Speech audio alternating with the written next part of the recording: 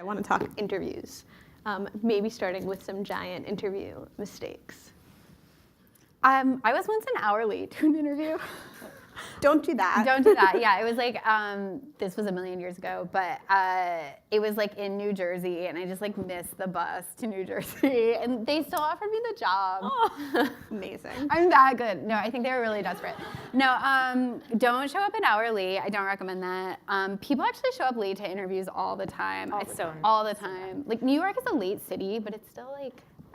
Especially if you're coming to a place like, I mean, you should prepare with ample extra time anyway, but if you're coming to a place like Hearst, like there's security at the front door, like there's a complicated elevator situation. That's actually true. You have to press the button before you get on and it trips people up.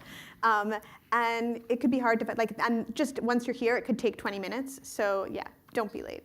But also don't get here too early because, so the thing is you go to security, and this is like at any major publishing brand, you go to security, you tell them why you're there, and then they call up to the person that you're going to see and they say, I have so-and-so. If I get that call 15 minutes before the interview is supposed to start, I'm like stressed out, I'm trying to finish editing a feature and getting 5 stories scheduled, and like I need my time to get things done. So I would say like do the security call up 5 minutes before. My move is, because the security guard, tell them that you're here for an interview, and like I'm here and I just want to check in and know how long it's going to take, but I don't want to call too soon. Idea. Like be honest. That's a good idea. Well, you know. So my interview pet peeve is when people don't bring physical copies of their resume, which like I know you emailed it to me, but I'm looking at you in person and I need something to read and more importantly, something to take notes on so I can take it back to my desk and look at it and remember, oh, I thought she was really smart and she said that funny thing that I wrote down. So like, please, I know it's the digital age and we're all digital people, but like bring the resume with you.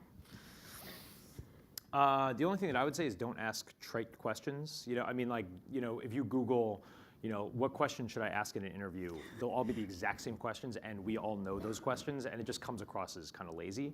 And again, I think it speaks to a theme that you're probably seeing throughout, that you really want to tailor yourself and the conversation to whatever publication you are applying to. So you don't, you know, instead of asking, you know, what are some hardships that Esquire has faced, and like, how did you guys resolve them, or something like that, whatever. You know, ask me about a piece that we published last week that was talked about widely, either for better or for worse, and how I think it went down and why, you know, and just sort of get my read on a specific situation as opposed to something more general.